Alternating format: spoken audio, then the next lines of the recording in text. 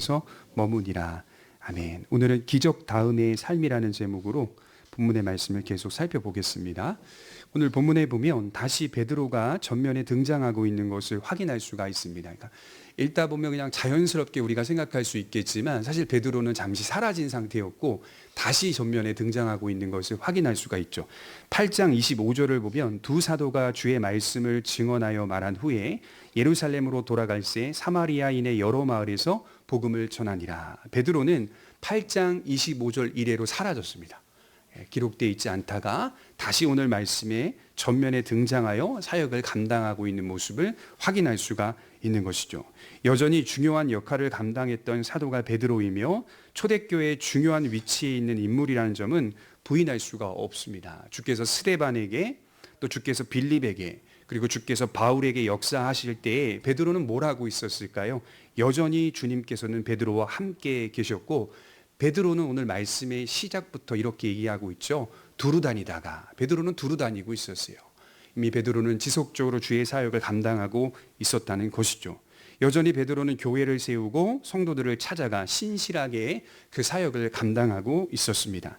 잘 아시는 바와 같이 베드로는 대사도로 초대교회를 책임지고 이끌어가는 인물이었다는 점은 부인할 수 없는 것이죠. 베드로는 오늘 본문에서 어떤 역할을 하고 있을까요? 두 번의 위대한 기적을 행한 사도로만 기록되어 있는 것일까? 몰랐을 때는 저는 다시 기적이 나오는구나 이 정도로만 보통 이해를 하고 있었는데 결코 그렇지 않습니다.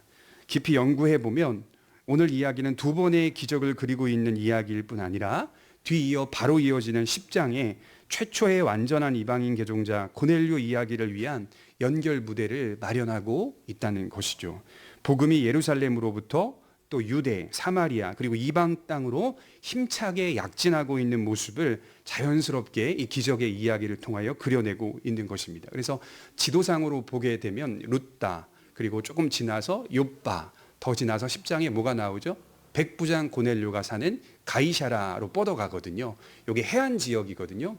이방으로 점점 가까이 가고 있는 상황을 확인할 수가 있다라고 하는 것이죠. 복음은 그렇게 1장 8절의 주님의 예언대로 유대, 예루살렘, 사마리아, 이방 땅끝으로 확장해 가고 있는 것을 확인할 수가 있는 것이죠. 바로 이 과정에 베드로의 사역이 들어와 있습니다. 이제 본격적으로 이방 땅에 복음이 증거될 것입니다. 그 경계선상에 우리 주님께서 베드로와 함께 하심으로 그 사역을 이루어가고 계셨던 것이죠. 후에 고넬료 이야기를 자세히 살피겠습니다만 복음은 이처럼 유대인만의 것이 아니라 이방인 모두에게 차별 없이 전해져야 할 복된 소식이다 라고 하는 사실을 말씀을 하는 것입니다. 예수님은 부활하셨고 그분은 그리스도이시며 그분은 하나님이시요 그분은 유일한 구원자라는 사실을 선포하고 있는 것입니다. 그래서 먼저 우리가 생각해 보아야 할 것은 기적이 계속 추가되는 이유입니다. 사도행전은 기적의 기사가 상당히 많이 나옵니다. 좀 스토리가 전개되다가 다시 중간중간마다 사도들이 행한 기적들로 채워지고 있습니다. 상당히 놀라운 기적들이 많이 나오니까 우리는 기적으로만 사도행전을 보려는 이상한 시각을 가지게 되는 것이죠. 성경이 말하는 의도와는 다르게 이와 같은 기적들이 오늘 나의 삶에도 여러 모양으로 나타나기를 바라는 그런 마음으로 사도행전을 읽고 있는 성도들이 상당히 많이 있습니다. 그런데 사도행전을 올바르게 읽는 성도의 특징은 기적으로 보지 않습니다. 사도행전을 복음의 약진으로 봅니다. 복음이 어떻게 역사 가운데 하나님의 뜻 안에서 말씀대로 펼쳐지고 있는지를 확인하면서 우리가 믿는 복음이라고 하는 것이 믿을 만하다. 신뢰할 만하다. 변함이 없다. 여러분 우리가 예수는 그리스도이시요 하나님의 아들이시며 예수께서 우리의 죄를 대속하사 우리를 구원하셨다라는 말씀을 2000년의 긴 역사 속에 반복하는 이유가 뭘까요? 똑같은 말을 계속 반복하는 게 기독교 아니겠습니까? 진리이기 때문이에요. 변할 수 없는 진리이기 때문에 새로운 것을 만들어낼 필요가 없는 거거든요. 복음은 신뢰할 만하다라고 하는 사실을 분명하게 사도행전을 통해 확인할 수 있는 것입니다. 그래서 성경이 말하는 의도는 기적이 아니라 기적을 통과하여 하나님께서 주의 백성들에게 주시고자 하시는 뜻이 무엇인가 라고 하는 것을 확인해 보게 되는 것이죠. 그래서 잘못된 신앙인들은 기적만 보는 믿음을 생각하게 되는 겁니다. 기적만 보는 믿음은 믿음이 아니라고 말할 수가 있겠죠. 성경은 기적을 어떤 식으로 소개하냐면 흘러가는 통로로 소개합니다. 그래서 기적을 자세히 읽어보면 기적 자체의 의도가 있었던 것이 아니라 기적 다음의 삶을 의도로 하고 있습니다. 기적 통과하여, 기적을 흘러가서 기적 다음의 삶이 어떠한가를 말해주기 위해서 기적을 사용하고 있는 것이죠. 기적을 통과하여 무언가를 드러내시고자 하시는 하나님의 의도를 엿볼 수가 있습니다. 그래서 우리가 주목해야 될 것은 기적 다음의 삶입니다. 기적을 경험하는 것이 중요한 게 아니라 기적 다음의 삶이 제일 중요하다고 하는 것이죠. 그래서 기적은 항상 진전하는 방식으로 발전해 갑니다. 기적이 나온다. 그럼 기적 다음에 무언가 진전하고 있다는 것을 깨닫게 되는 것이죠. 성경에서 참된 기적을 경험한 사람은 다시 예전으로 돌아가지 않는다. 이걸 확인할 수가 있어요. 기적을 경험한 사람은 다시 예전 삶으로, 옛사람으로, 옛 마음으로 돌아가지 않는다. 진전하게 되겠죠. 이제는 예수가 나의 주인이라는 사실을 밝히고 기적 다음의 삶으로 나아간다라고 하는 진전해가는 신앙의 모습으로 견고해진다는 것이죠. 기적에 멈춰 있는 것이 아니라 진전합니다. 기적의 의도가 드러나고 복음이 확장됩니다. 기적은 그 뜻을 알리시고자 하시는 하나님의 도구로만 사용될 뿐입니다. 언제나 기적은 그 다음으로 전진해가는 모습을 나타냅니다. 여러분 마태복음 17장에 보면 변화산 사건이 기록이 되어 있는데 거기서 보면 주님이 변형이 되사 엘리야와 모세와 대화를 나누시는 모습을 베드로가 직접 목격하게 됩니다. 너무나 영광스러운 모습이었기 때문에 베드로는 주님에게 강력하게 요구합니다. 주여 이곳에서 초막을 지읍시다. 주여 이곳에 초막을 짓겠습니다. 기적을 본 후에 대개 나타내는 사람들의 행동이 이와 같습니다. 그 다음으로 나아가는 것이 아니라 기적에 멈춰 있습니다. 기적에 놀랍니다. 기적으로만 자기의 삶을 채우려고 합니다. 그것이 기독교 신앙의 전부라고 생각하는 경향을 띱니다. 그러나 기적은 방금 제가 말씀드렸듯이 기적이 일어났다라고 하면 기적은 지나가는 통로로 사용될 뿐입니다. 흘러가는 통로로 사용될 뿐입니다. 기적을 지나쳐서 알아야 할 지식이 있다는 사실을 성경이 계속 우리에게 말해주고 있는 것이죠. 그것을 통과하여 깨달아야 할 진리가 있다는 사실입니다. 그것이 사도행전을 기록한 누가의 의도였다는 것이죠. 오늘 이 기적 속에는 여전히 하나님께서 사도들을 사용하셔서 강력하게 역사하고 있다는 사실을 밝히고 있는 것이고 또 다른 하나는 이 기적의 결말이, 기적의 결과가 교회에 위로를 주고 죄인들이 예수 그리스도께로 돌아오게 하기 위함이었다라고 하는 사실을 확인할 수가 있겠죠.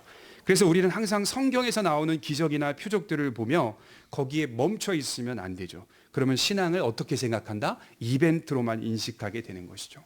여러분 신앙은 이벤트 아닙니다. 그래서 오늘 주일날도 수많은 교회의 성도들이 모이겠죠. 예배 드리겠죠. 그러면 성도들이 어떻게 생각할까요? 복음의 참됨을 깨달아 마음에 새기고 그 안에서 회개하며 인생을 바라보고 그리스도 안에서 자신의 삶을 되돌아본 삶을 반성하고 새 사람으로서의 삶을 각오하고 결심하며 나아가는 믿음의 신앙의 내용을 갖춘 게 아니라 오늘 그 예배에 나오는 분위기, 이벤트, 순간의 잔치 이런 것들을 확인하고 느끼고 자극을 받기 위해 예배를 나오는 사람들도 분명히 있을 겁니다. 신앙은 일시적인 이벤트가 아닙니다. 요즘에 보니까요, 세계적인 한 권위자 중에 우리나라 의사 선생님들 중에 김희신 박사님 강의가 많이 이렇게 나오고 있더라고요. 이분이 텍사스 대학교의 MD 앤더스 그 암센터의 종신 교수로 계신 분인데 이제 이분이 은퇴하고 지금 이제 서울대학병원에서 후학들을 양성하면서 은퇴 후에 이제 여러 교회를 다니면서 말씀을 가르치고 있더라고요. 이분의 이야기를 잠깐 들어보니까요, 굉장히 와닿더라고요. 자기가 미국에 가서 이제 미국에서 병원 생활을 하고 또 의사로서 연구하면서 암을 연구하면서 시간들을 보내는데 암 환자들을 늘 봤다는 거예요. 암만 연구했으니까. 근데 미국 크리스찬들과 한국 크리스찬들의 특징이 있대요.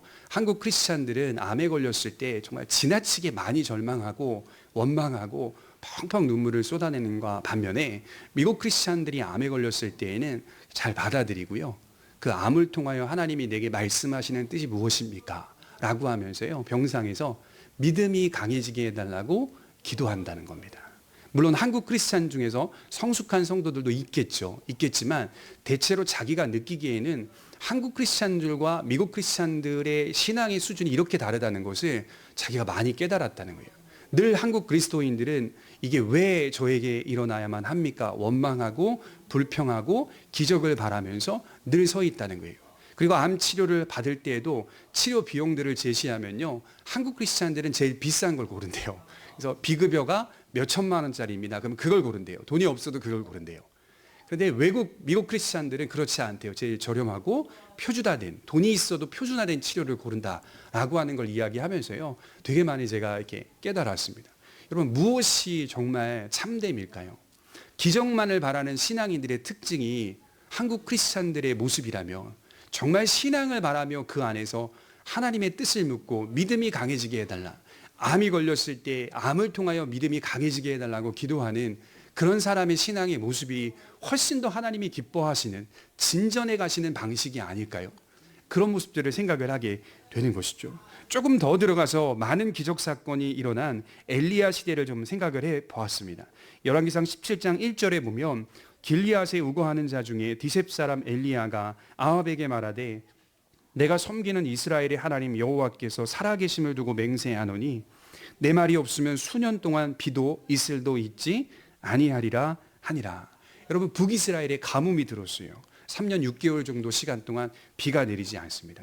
이건 기적입니다. 비가 내려야 되는데 하나님께서 말씀을 주셔서 기적을 베푸신 거예요. 비가 내리지 않게 하겠다. 원인은 뭘까요? 북이스라엘의 왕 아합의 타락 때문이었습니다. 아합만 그랬을까요? 아니었죠. 읽어보면 북이스라엘 백성들 전체가 타락하고 부패하여 하나님의 율법에서 떠났더라, 이렇게 기록을 하고 있습니다. 하나님은 엘리야에게 말씀을 주셔서 비를 내리지 않겠다라고 선언하십니다. 엘리야는 아합 왕에게 찾아가서 이 사실을 알립니다. 그리고 그 자리를 피합니다. 하나님께서 피하라, 그리 시냇가에 숨으라, 이렇게 명령하시죠. 그리고 그리 시냇가에 숨을 동안에 하나님께서 아침과 저녁으로 까마귀를 보내셔서 떡과 고기를 주십니다. 그렇게 생명을 지키고 보호하십니다. 이것도 기적이었죠. 그리고 바로 나오는 이야기가 사르밧 과부 이야기예요. 얼마 후에 그리 시냇가의 물도 말랐더라, 이렇게 끝나고요. 그 다음에 바로 나오는 이야기가 하나님의 말씀이 다시 엘리야에게 임하여 너는 시돈에 속한 사르밧 땅으로 가서 과부를 만나라, 이렇게 명령하시는 이야기입니다. 과부에게는 한 아들이 있었고 양식이 바닥이 나자 마지막 남은 끼니를 먹고 같이 죽으려고 하는 상황이었습니다. 하지만 엘리야를 만나죠. 엘리야는 과부에게 그 마지막 남은 양식을 내게 만들어서 달라, 이렇게 이야기를 합니다. 굉장히 뻔뻔하죠. 그 마지막 남은 양식을 내게 만들어서 달라, 그리고 나서 당신과 당신의 아들을 위하여 만들라, 이렇게 명령을 합니다. 열왕기상 17장 14절에 보면 이스라엘의 하나님 여호와의 말씀이 나 여호와가 비를 지면에 내리는 날까지 그 통의 가루가 떨어지지 아니하고 그 병의 기름이 없어지지 아니하리라 하셨느니라. 너가 만약 그렇게 하면 조건을 걸어요. 하나님께서 이 땅에 비를 내리시기까지 양식이 마르지 않을 것이라고 약속해 줍니다. 그러자 그 여인이 엘리야의 말대로 하였더니, 이렇게 기록되어 있어요. 이 여인이 엘리야의 말대로 하였더니 정말 기적이 일어난 겁니다. 자, 여러분, 이제 성경의 맥락을 한번 따라가 봅시다. 사르밧 과부의 양식통이 마르지 않는 것, 이러한 기적의 의도가 무엇이었을까요? 그것은 비를 내리지 않으심으로 아합과 북이스라엘이 돌아오기를 원했던 하나님의 의도가 보입니다. 깨달아 마음을 돌이키기를 원했던 것입니다. 연속선상에서 사르밧 과부 이야기도 역시 기적을 통하여 의도를 알리시는데 누가 생명의 주인이냐는 것입니다. 처음부터 17장을 쭉 읽어보면 여러 가지의 1차 기적, 2차 기적, 3차 기적, 여러 가지의 기적이 나오는데 그 전체 기적의 넓은 의도는 뭐였냐면 아합아 돌아와라, 북이스라엘아 돌아와라 라고 하는 하나님의 의도였어요. 그 중간에 좁게 보면 사르밧 과부 이야기가 들어가 있는 거예요. 그리고 과부의 가정에 말씀의 순종함을 통하여 양식이 마르지 않게 하시는 하나님의 기적이 들어와 있습니다. 그것 역시도 비가 내리지 않게 하시는 하나님의 기적과 연결되어 있는 기적입니다. 무엇을 뜻하죠? 누가 생명의 공급자이냐, 누가 양식을 주는 자이냐, 누구의 손에 생명이 있느냐라고 하는 것을 분명하게 밝히시는 기적이었습니다. 이것도 역시 근본적으로 따지고 보면 비가 내리지 않게 하신 기적과 관련돼 있습니다. 생사가 누구의 손에 있느냐, 이 사실을 기적을 통하여 밝히고 계시는 겁니다. 그래서 아합과 이스라엘 백성들이 돌아와야 한다는 겁니다. 기적에는 의도가 있는 거예요. 의도가. 비를 내리지 않게 하신 이 기적은 아합과 이스라엘이 돌아오게 하시고자 하는 의도가 있는 거예요. 기적을 지나쳐서 기적을 통과하여 밝히는 하나님의 넓은 의도가 성경을 통하여 확인할 수가 있습니다. 그냥 한 가정, 한 사람을 축복하셔서 부유하게 만드는 그런 일을 행하시는 게 아니라고요. 성경에서는 더 깊은 의도와 교훈이 들어가 있는 거예요. 오늘 말씀도 마찬가지입니다. 기적의 의도는 예수 그리스도에 대한 참된 신앙이었고 교회의 기초를 확고하게 하시기 위하여 행하신 일이었습니다. 오늘 두 번의 기적은요, 교회의 기초를 더 확고하게 하시기 위하여 행하신 일이었다는 거예요. 교회는 예수 안에서 더 견고해져야 하고, 교회는 세상의 그 어떤 권세보다도 큰 권세를 가진 하나님 나라의 공동체임을 인식하라는 거예요. 지금 너희들은 쫓겨다니는 신세이지만 본질적으로 교회의 권력은 로마의 황제인 티베리우스에게 나오는 게 아니다. 티베리우스의 권력과 같은 게 아니다. 하나님께서 그의 아들 예수 그리스도에게 주신 그 권세가 교회의 것임을 기억하며 지금 그 자리를 지키고 인내하라. 이렇게 지금 말씀하고 있는 것이죠. 자, 이런 맥락으로 오늘 이야기를 좀 살펴볼게요. 두 이야기를 보면 공통적인 구조가 보여요. 첫 번째로 베드로의 방문이 있고, 두 번째로 병자의 상태가 보이고, 세 번째로 사건의 결과와 영향으로 구성할 수가 있습니다. 32절에 보시면 첫 번째 이야기가 나옵니다. 그때 베드로가 사방으로 두루다니다가 루다에 사는 성도들에게도 내려갔다니. 이 본문이 신방의 기원이 되는 말씀이라고 볼 수가 있는데요. 베드로는 여전히 교회를 방문합니다. 성도들을 신방합니다. 그리고 지속적으로 가르칩니다. 그때의 베드로는 루다에 사는 성도들에게 내려갔다라고 표현을 하고 있어요. 거기서 8년 동안 중풍병으로 앓아 누워있는 애니야라는 남성을 만나게 됩니다. 여러분, 중풍이 무슨 병이죠? 다양한 형태의 마비를 말하는데, 애니야가 침상 위에 누운 지 8년이라는 표현을 보아하니 매우 심각한 마비를 겪고 있었던 것은 사실입니다. 그래서 여러분, 중풍이요, 이게 초기 단계가 있고 중기 단계가 있고 말기 단계가 있다고 해요. 이 말기는 완전히 침상에 누워 있는 상태. 그러니까 이제 초기는 보통 걸을 수 있어요. 그렇지만 편마비가 온다거나 손을 못 쓴다거나 발가락이 움직여지지 않는다거나 라고 하는 것인데요. 지금 우리 조금만 조용히 할까요? 애니아의 상태는 뭐 엄청 심각하고 엄청 그 어려운 상태가 아닌가. 왜냐하면 8년 동안 침상에서 누워있는 상태이기 때문에 굉장히 힘들지 않았을까라는 생각들을 해보게 되는 겁니다. 그는 이미 포기한 상태로 삶을 살고 있었던 사람입니다. 그러나 베드로는 치료하시고자 하시는 하나님의 뜻을 알게 되고, 그래서 이런 표현을 쓰고 있는 거죠. 34절에 보면 베드로가 이르되 애니야야, 예수 그리스도께서 너를 낫게 하시니 일어나 내 자리를 정돈하라 한데 곧 일어나니. 하나님께서 사도들을 통하여 강력하게 역사하고 계신 것이 사실이지만 그렇다고 해서 아무 병자를 고친 것은 아니었습니다. 그러니까 여러분, 기억해야 할 필요가 있는 게 뭐냐면, 사도들이 사도행전에서 활동할 때 지나가다가 아무 병자 고치는 게 아닙니다. 그냥 여기 병자가 있네, 고쳐야지, 이렇게 고치는 거 아닙니다. 하나님의 뜻이 사도들에게 주어지고 그 뜻을 사도들이 깨달았을 때, 불러일으키실 때 그 뜻에 종속되어 병자를 고치는 일로 이어지게 된다라고 하는 것을 확인할 수가 있는 것이죠. 그러고 보건대 사도 역시 언제나 하나님의 뜻에 의존하고 있었다라고 하는 것을 깨닫게 되는 것이죠. 성경에 기록된 하나님의 능력은 언제나 죄인된 인간이 마음대로 자유롭게 사용할 수 있는 그런 개념이 아니었습니다. 하나님의 뜻에 의존하는 믿음의 사람들이 그분의 뜻 안에서 이루는 역사였습니다. 그래서 사도 역시 어떤 제한을 받고 있어서 주께서 유익하다고 생각하실 때 그 일들이 일어나고 있다라고 하는 것이죠. 그래서 베드로는 자신이 아니라 예수 그리스도께서라는 표현을 쓰고 있는 거예요. 내가 고치는 게 아니라 예수 그리스도께서 너를 낫게 하시니라는 표현을 하고 있는 겁니다. 자신은 기적을 행하는 대리인에 불과할 뿐이다라고 말씀을 하는 것이죠. 여기 표현을 보시면 34절에 그가 너를 낫게 하시리라, 이 표현을 쓰지 않아요. 그가 너를 낫게 하시니라는 표현을 써요. 그가 너를 낫게 하실 것이다, 미래형으로 쓰지 않아요. 그가 너를 낫게 하신다, 즉시 나을 것을 약속해 주고 있습니다. 그래서 하나님의 기적과 치료를 보는데 그 특징이 뭐냐면 즉각적이고 완성적이다. 여러분, 그래서 우리 교회 가운데 기적이 일어나요. 아픈 분이 갑자기 말씀을 듣다가 예배를 드리다가 또는 기도하다가 치료가 돼요. 하나님의 기적이다라고 하는 것을 어떻게 확인할 수 있느냐? 두 가지로 확인이 되는 겁니다. 즉각적이고 완성적으로 치료됩니다. 그래서 성경에 기록된 하나님의 치료하심은 점진성이 없습니다. 점진적으로 치료되는 일이 없습니다. 즉각적이고 완성적으로 치료됩니다. 하나님께서 누군가를 고치실 때, 기적이 일어날 때 그 기적이 하나님의 역사임을 어떻게 알 수 있습니까? 될 듯 말 듯 치료하시지 않습니다. 이게 오래전에 과거에 한국 교회가 다 잘못한 거예요. 이게 제가 볼 때는 하나님 그렇게 고치시지 않습니다. 성경 어디를 찾아봐도요, 흔들흔들 고치시지 않습니다. 아픈 분이 있으면요, 온전히 고치십니다. 그리고 즉각적으로 고치십니다. 여러분, 이렇게 창조를 볼까요? 창조는 어떻게 하나님이 창조하셨죠?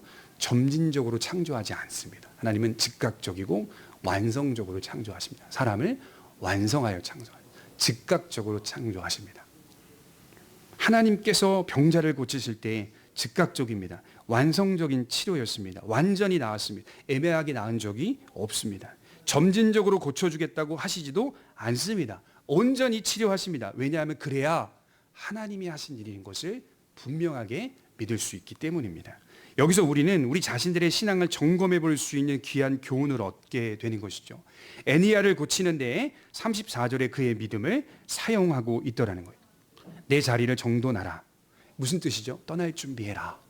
갖추라. 라는 표현을 나타내고 있어요. 애니야는 주님의 음성을 듣고 각오했을 겁니다. 그를 일으킨 것은 주님이시지만 애니야의 믿음도 생각해 볼 수 있는 대목이에요. 기적은 근본적으로 하나님만이 하실 수 있는 일이지만 기적의 현장에는 항상 뭐가 있을까요? 믿음의 자리가 있다. 기적의 현장 속에는 항상 믿음의 자리가 있다. 애니야는 자리를 정리하고 일어나야만 했습니다. 여러분 한번 생각해 보십시오. 여러분들이 8년 동안 아라 침상에 누워 있어요. 그러면 어떤 마음이 들까요? 시도할 생각 안 합니다. 8년 동안 누워 있었는데 무슨 일어나요? 일어날 생각을 왜 합니까? 시도를 왜 합니까? 이미 포기 상태인데요. 이걸 숙명으로 여기는데요. 8년간 움직이지 못했다면 시도조차 생각조차 하지 않았던 형편이었던 것은 분명합니다. 그러나 주님의 음성을 들었을 때 애니야에게 믿음이 생겼던 것은 확실할 것입니다. 무엇으로 그의 믿음이 일어났습니까? 주님의 말씀을 통하여 믿음이 일으켜집니다. 그래서 이렇게 정리해 볼 수가 있어요. 믿음 때문에 기적이 일어나는 것은 아니지만, 기억하셔야 됩니다. 믿음 때문에 기적이 일어나는 것은 아니지만 기적의 현장 속에는 항상 믿음의 자리가 있다. 제가 왜 믿음 때문에 기적이 일어나는 것은 아니지만 이거 강조하는지 아세요? 그럼 다 하나님의 기적을 내가 할 수 있다고 착각하거든요. 내 믿음이 일으킬 수 있다고 생각하거든요. 그렇지 않아요. 기적은 하나님의 뜻에 종속되어 하나님께서 하시고자 하시면 행하십니다. 그런데 기적의 현장 속에는 믿음의 자리가 꼭 보여요. 이렇게 이해하는 거예요. 믿음 때문에 기적이 일어난 것은 아니지만 기적의 현장 속에는 믿음의 자리가 있더라는 거예요. 하나님의 백성들의 삶을 유심히 보시면 자리 하나가 꼭 있습니다. 그 자리가 뭐죠? 믿음의 자리입니다. 우리 자신을 점검해야 돼요. 우리 인생 속에서 믿음의 자리가 있는가, 확보되어 있는가. 어떻게 보면 이 믿음의 자리가 우리 인생을 전체를 끌고 가거든요. 그런데 어떤 성도에게는 믿음의 자리는 치워버리는 자리가 돼 있는 성도들이 있어요. 우리 인생 속에는 믿음의 자리가 있는 거예요. 어제도 제가 이 덴젤 워싱턴이라고 하는 이 배우를 제가 제일 좋아하거든요. 그분이 이제 그 이야기했던 인터뷰나 그 명언들, 그런 것들을 쭉 이제 제가 영상으로 쭉 봤는데요. 계속 찾아봤는데요. 어느 대학교에서 그 마지막 연설을 하는데 하나님을 우선으로 생각해라. 하나님과 동행하라. 정말 강력하게 강조하더라고요. 하나님을 우선으로 생각해라. 하나님과 동행하라. 하나님이 인도자이심을 스스로 확인하라. 너무나 귀한 고백 아닙니까? 믿음의 자리가 믿음의 사람들에게는 항상 있습니다. 장인어른이 상당히 믿음이 좋으신 분이더라고요. 목사님이신 것 같아요. 장인어른한테 믿음을 계속 가르침 받고 있었던 것을 이야기하는 거 제가 보았는데요. 믿음의 자리가 있어요. 그 믿음의 자리 속에 하나님의 일하심이 있습니다. 하나님은 그렇게 우리의 순종을 통하여 믿음을 주시고 믿음을 입증하십니다. 그래서 저는 로마서 1장 17절의 말씀이 왜 좋은지 아세요? 복음에는 하나님의 의가 나타나서 믿음으로 믿음에 이르게 하나니 기록된 바 오직 의인은 믿음으로 말미암아 살리라. 요 대목이 너무 좋아요. 어느 대목이냐면 믿음으로 믿음에 이르게 하나니. 이 대목이 너무 표현이 너무 좋아요. 믿음으로 믿음에 이르게 하나니, 그냥 믿음으로라고 표현하지 않아요. 믿음이 있다 이렇게 표현하지 않아요. 믿음으로가 아니라 믿음으로 믿음에 이르게 하나니, 믿음은 어떤 겁니까? 믿음에서 믿음으로 더 심화되는 과정을 겪습니다. 믿음은 계속 심화가 됩니다. 심화가 안 될 수가 없습니다. 왜냐하면 성령이 내 마음에 불러일으켰기 때문에. 세월이라고 하는 풍파를 맞이하면요, 기도 생활은 좀 줄을 수 있지만, 죄송하지만 좀 줄어들 수도 있고, 예배 생활의 숫자도 좀 줄어들 수 있지만, 그게 아니에요. 영혼을 가진 사람은 하나님이 모든 것을 때에 따라 아름답게 지으셨고 사람에게는 영혼을 사모하는 마음을 주셨도다. 영혼을 가진 사람은 세월 속에서 계속 믿음이 심화되는 과정을 밟습니다. 바울은 그걸 알았다고요. 하나님의 의가 한 사람에게 어떻게 나타나냐면 믿음으로 믿음에 이르게 하나니, 계속 심화되는 과정이 좋더라는 거예요. 언제나 우리에게는 믿음의 자리가 있는데, 이 믿음의 자리는 순종을 통하여 나타내야 할 때가 반드시 있다는 겁니다. 이어서 두 번째 기적 이야기가 나오는데 36절에 보면 욥바에 다비다라 하는 여제자가 있으니 그 이름을 번역하면 도르가라.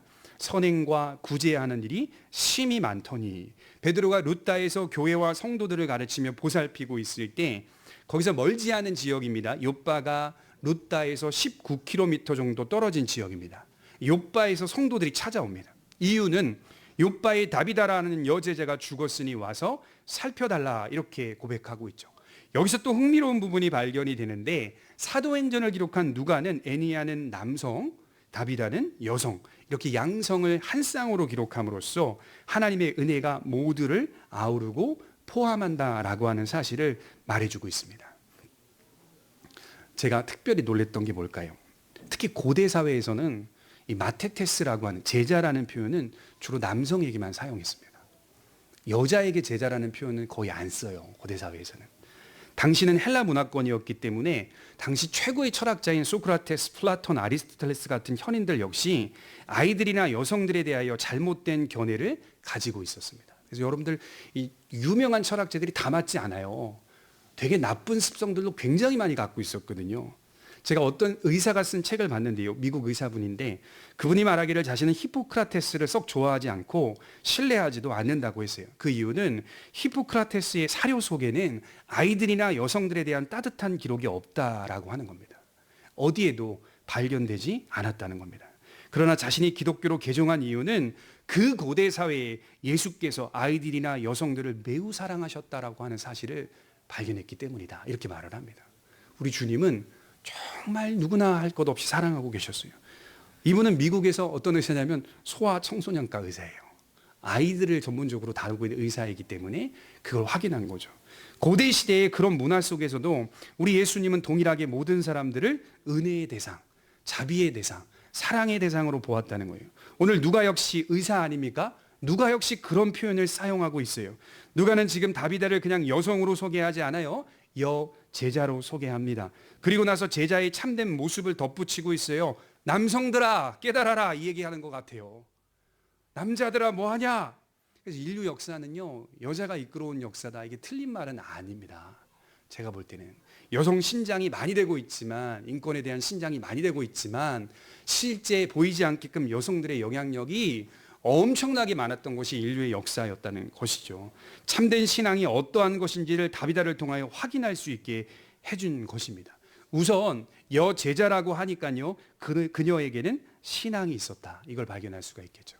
그녀에게는 믿음이 있었다. 그녀는 예수님을 믿고 따르는 자였습니다. 신앙이 먼저 나오고 그 신앙이 참됨이 드러나고 있습니다. 그녀가 형제들을 돕는 일에 각별했다는 것을 심히 많더니 36절에 그렇게 말하고 있어요. 각별하게 그렇게 살았던 삶이었어요. 특히 가난한 사람들의 필요를 충족하는 일에 힘썼던 것으로 보아서 다비다는 아마 조금 부유한 사람이 아니었을까라는 생각들을 해보게 된 것이죠. 경건한 신앙이란 뭘까요? 완전한 생활을 포함한다라고 할 수가 있습니다.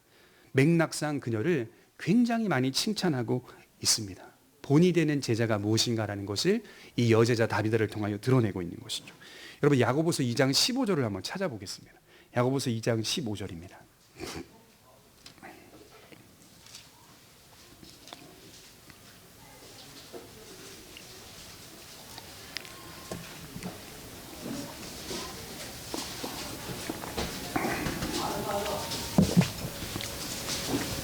야고보가 위선적인 성도들에 대하여 이렇게 비판하고 있는데요. 야고보서 2장 15절 16절입니다.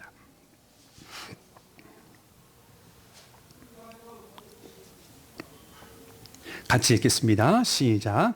만일 형제나 자매가 헐벗고 일용할 양식이 없는데 너희 중에 누구든지 그에게 이르되 평안히 가라, 덥게 하라, 배부르게 하라 하며 그 몸에 쓸 것을 주지 아니하면 무슨 유익이 있으리요.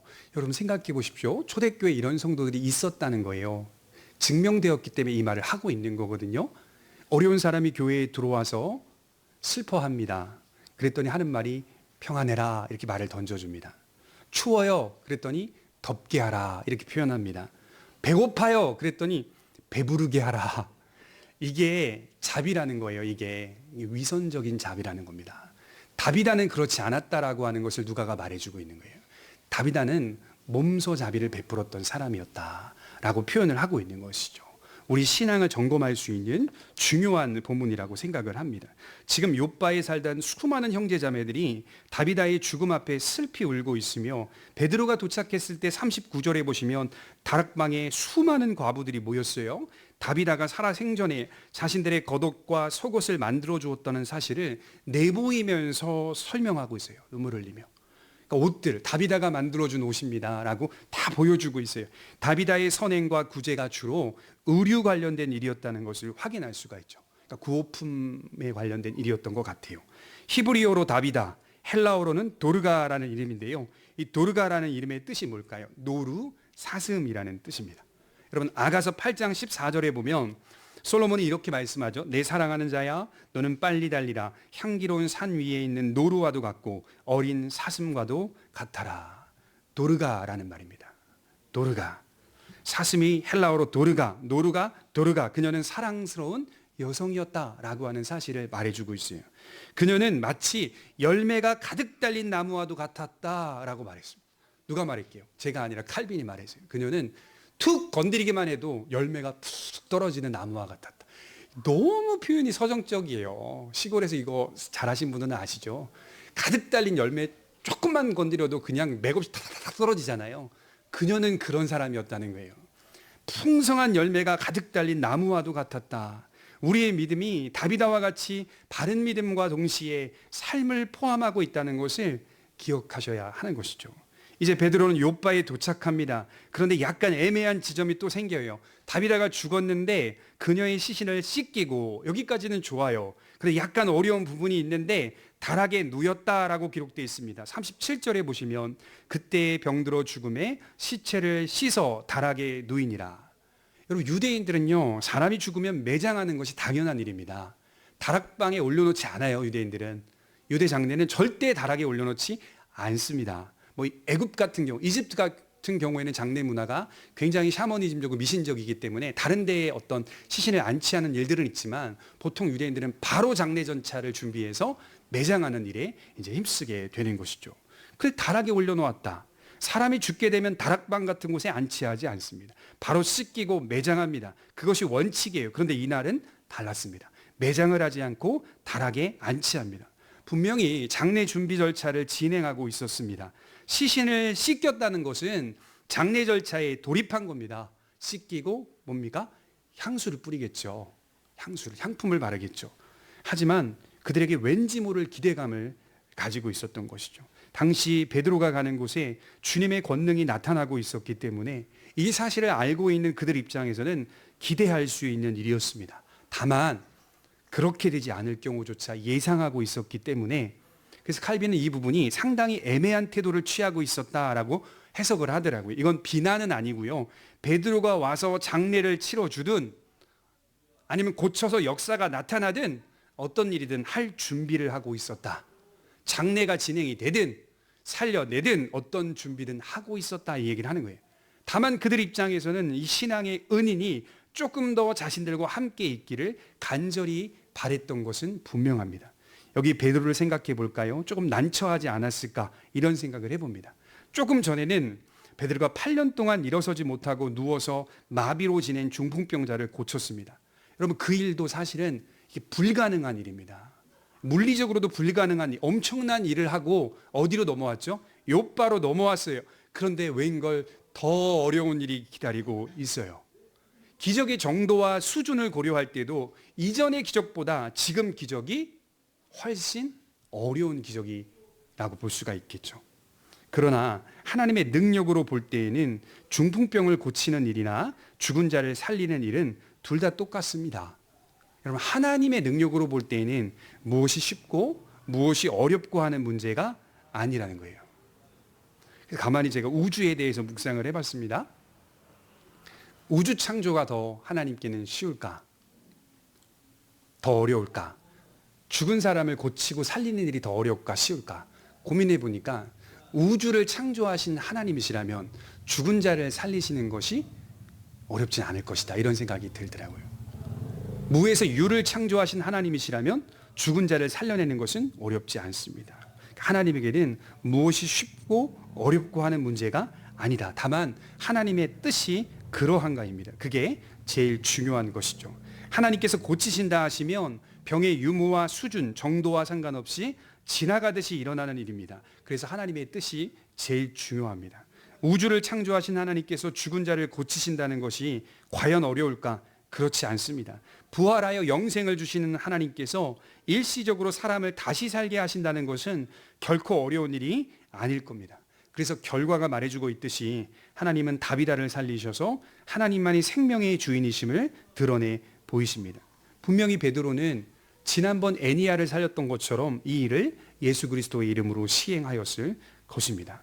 저는 이 다비다를 고치는 장면을 보니까요, 너무 분위기가 똑같은 거예요. 무엇과 회당장 야이로의 딸을 고치신 장면과 똑같습니다.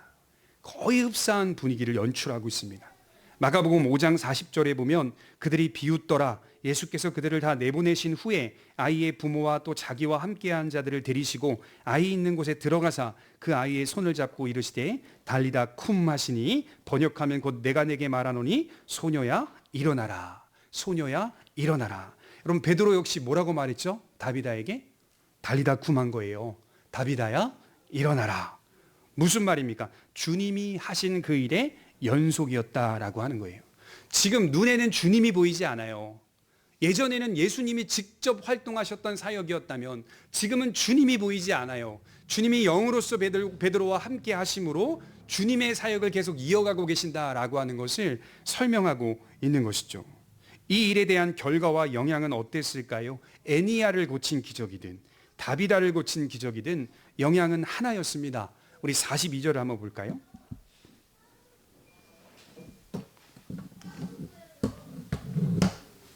우리 같이 한번 읽겠습니다. 시작. 온 욥바 사람이 알고 많은 사람이 주를 믿더라. 그러니까 예수님께로 사람들이 돌아왔다. 에니야를 고쳤을 때에도 결과와 영향은 똑같습니다. 듣고 보고 돌아왔다. 기독교 역사에는 오직 한 가지만 나타나야 되는 거예요. 바울이 대단했든 베드로가 대단했든 예수가 그리스도이시다. 이 사실만 교회 안에 풍성히 퍼져야 됩니다. 다 반성해야 돼요. 지금 기독교 역사에는 사람이 드러날 자리가 없어요. 복음적으로 정말 교회를 세워갔다면 사람이 그곳에 드러날 자리가 없다라니까요. 예수가 그리스도이시다라고 하는 사실이 풍성하게 차고 넘쳐야 합니다. 복음은 이러한 역사로 힘차게 약진하고 있습니다. 그리고 베드로는 43절에 욥바에 여러 날 머무는데 무두장이 시몬의 집에 있는 것으로 마무리됩니다. 여러분 이것도 굉장히 이상해요. 제가 볼 때는. 왜 이상하냐? 유대인들이 볼 때 부정한 직업을 가진 이 사람과는 가까이 할 수 없기 때문입니다. 이야기가 잘 전개되다가 마지막 43절에는 베드로가 무두장이 시몬의 집에 머물게 되었다 이렇게 끝나요. 그 다음에 고넬료 이야기가 전개가 되는 거죠. 무두장이가 뭐 하는 사람일까요? 동물의 사체를 가지고 가죽을 벗겨서 그 가죽을 부드럽게 만드는 일을 하는 직업입니다. 유대인들은 사람으로 안 봤어요. 이 직업 가진 사람. 유대인들은 상종도 하지 않았어요. 베드로는 유대인 중에 유대인 아닙니까? 부정한 자잖아요. 동물의 사체를 만지고 사체의 가죽을 벗겨서 가죽을 부드럽게 하는 피장이라고 하는 이 직업은 유대인들이 가까이 하지 않는 직업이고 사람으로도 보지 않은 직업입니다. 의도적으로 복음이 유대인의 율법과 전통들을 허물고 있는 겁니다. 다 허물어 버리고 있어요. 너희들이 부정하다고 하는 것들 복음 안에서 다 성취됐다.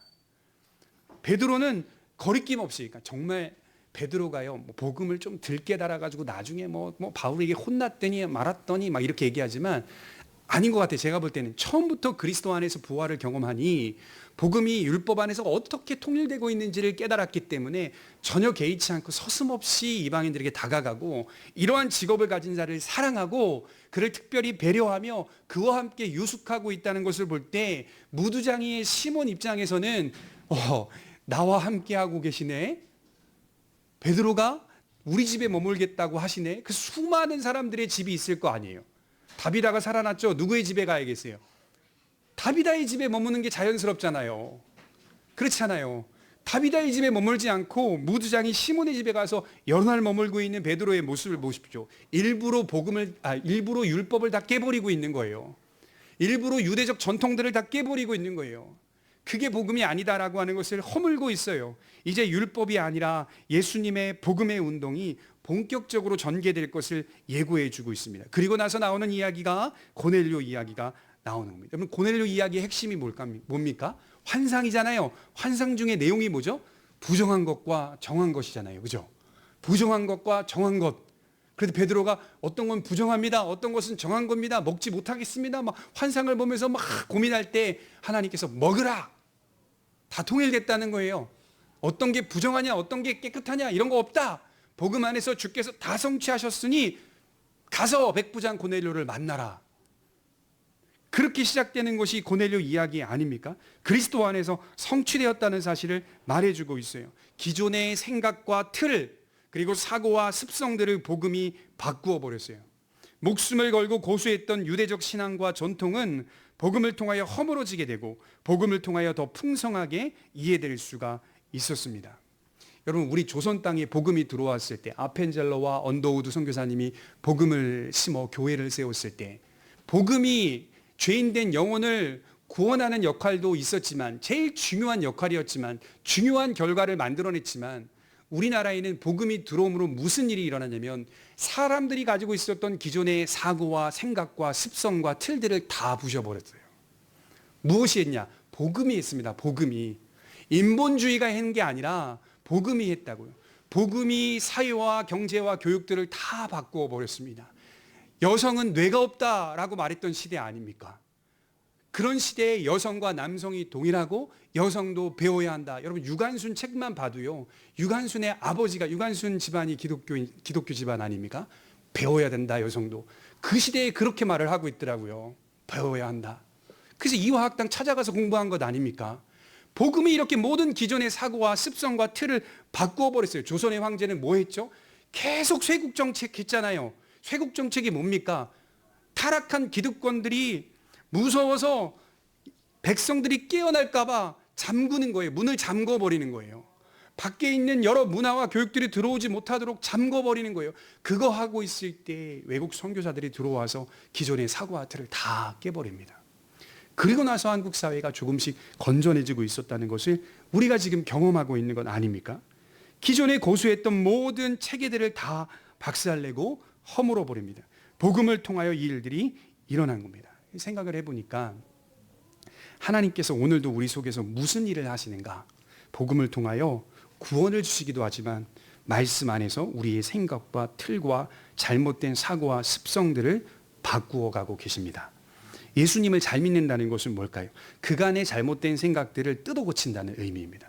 저 사람 예수님 잘 믿어 라고 하면 어떻게 생각하시면 되냐면 열심히 기도하고 소리치고 막 예배 열심히 참여하고 이것도 중요하지만 그 사람이 그간의 잘못된 생각들을 잘 고치고 있더라. 그간의 잘못된 사고와 습성들을 잘 복음 안에서 고쳐가고 있더라. 그게 믿음이 진짜 좋은 사람의 특징이 아닌가라는 생각들을 해봅니다. 그간에 내가 믿어왔던 잘못된 지식들을 복음 안에서 붙잡았던 그 지식들을 수정한다는 의미일 수도 있습니다. 하나님은 계속해서 우리 속에서 이 일을 이루어 가실 줄 믿습니다. 그럴 때 우리가 행해야 할 것은 순종하면 됩니다. 내가 틀렸다라고 하는 것을 인정하며 우리의 마음을 부드럽게 하면 됩니다. 목이 곧은 백성이 아니라 부드러운 마음을 주사 하나님이요 내 속에 정한 마음을 창조하사 내 안에 정직한 영을 새롭게 하소서. 이 고백을 하면서 은혜를 구하면 되는 것입니다. 기도하도록 하겠습니다.